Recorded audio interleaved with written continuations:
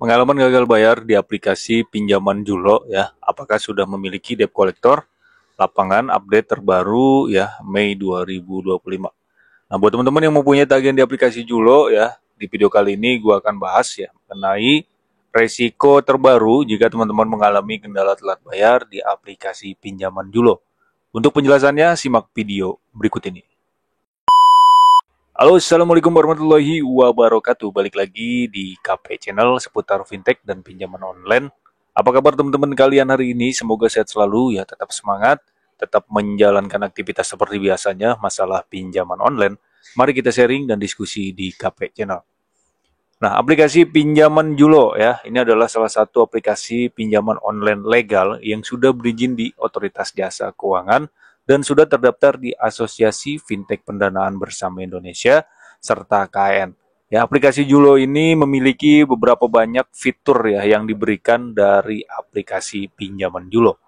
Mungkin teman-teman yang mempunyai kendala telat bayar ya bertanya ya mengenai apa aja resikonya ketika teman-teman gagal bayar.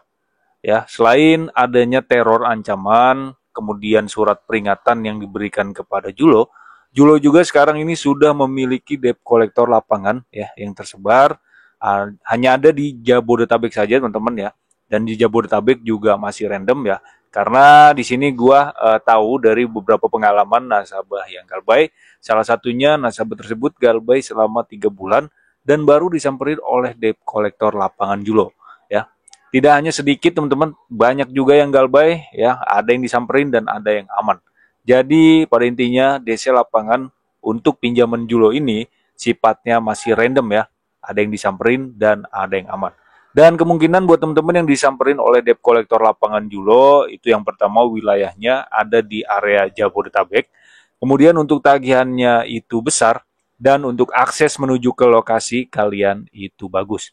Jadi untuk ketiga tersebut, ya kemungkinan dari pihak ketiga debt collector lapangan Julo itu bakalan ke rumah kalian. Ya, jadi buat teman-teman harus tetap waspada dan hati-hati untuk menghadapi debt collector lapangan aplikasi Julo. Ya, jadi sampai saat ini yang menanyakan masalah debt collector lapangan Julo untuk Mei 2025 ini memang sudah ada teman-teman ya, apalagi di area Jabodetabek. Oke, resiko selanjutnya selain adanya surat peringatan, kemudian teror ancaman, ya WA terus-menerus, bahkan jika teman-teman telat bayar selama 1 tahun, itu tetap teman-teman bakalan diteror terus-menerus oleh debt collector internal aplikasi Julo. Ya, sehingga teman-teman harus tetap hati-hati ya karena sewaktu-waktu akan adanya debt collector lapangan yang ke rumah. Jangan kalian tenang-tenang aja gitu ya, meskipun telat 1 tahun ya atau bertahun-tahun ya karena aplikasi Julo itu memiliki debt collector lapangan. Apalagi untuk pihak ketiganya teman-teman. Dia bekerja sama dari beberapa jasa penagihan pihak ketiga. Ya, yang 1 tahun, yang 2 tahun tetap diteror ya dan dihubungi gitu ya. Apalagi untuk ini tagihan-tagihan yang besar.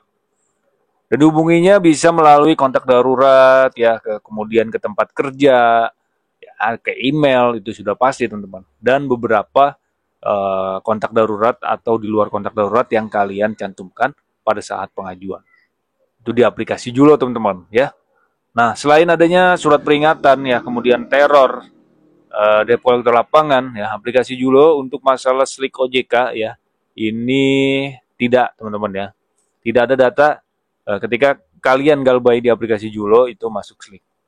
Karena Julo, aplikasi Julo ini tidak bekerja sama dengan bank-bank besar. Ya, hanya saja dia masuknya ke fintech teman-teman. Jadi untuk ke data fintech, teman-teman tidak bisa mengajukan pinjaman di beberapa pinjaman online lain ya. Seperti pinjaman online semi legal ya, kayak Bantu Saku, Uku, nah itu kan sifatnya semi legal teman-teman. Ya otomatis ketika teman-teman galbay di aplikasi Julo, ya kalian tidak bakal di ACC ke pinjaman lain. Nah, itu sudah terblacklist ke fintech data centernya teman-teman. Nama kalian sudah terblacklist karena kalian gagal bayar. Nah, itu adalah 3 resiko ya ketika kalian gagal bayar. Mungkin resiko terberat yang sering ditanyakan nasabah kawan pinjol itu masalah debt collector lapangan ya. Jadi debt collector lapangan sekali lagi dari aplikasi Julo itu sifatnya masih random. Ya, ada yang didatengin dan ada yang aman. Tak perlu khawatir teman-teman ya. Pokoknya jangan panik lah, jangan panik berlebihan, tapi tetap harus waspada aja ya untuk menghadapi debt collector lapangan yang ke rumah. Jika sewaktu-waktu debt collector lapangan itu ke rumah kalian dan menagih tunggakan kalian, hadapin aja teman-teman ya, karena debt collector juga tugas ya, sama-sama manusia. Kita ngobrol baik-baik. Jika belum ada dananya, bilang aja belum ada dananya, dan jangan sampai menjanjikan. Artinya kalau sekalian menjanjikan ya hari berikutnya atau tanggal sekian, ya nanti si debt collector bakal ke rumah lagi. Bilang aja kalau ada dananya saya akan bayar. Kalau belum ada dana, ya jangankan buat bayar tunggakan gitu ya, buat kehidupan sehari-hari atau buat makan aja susah ya. Bilang aja seperti itu teman-teman ya. Oke, mungkin segitu aja video kali ini ya. Semoga bermanfaat. Sampai jumpa di video selanjutnya. Thank you for watching dan salam galbay.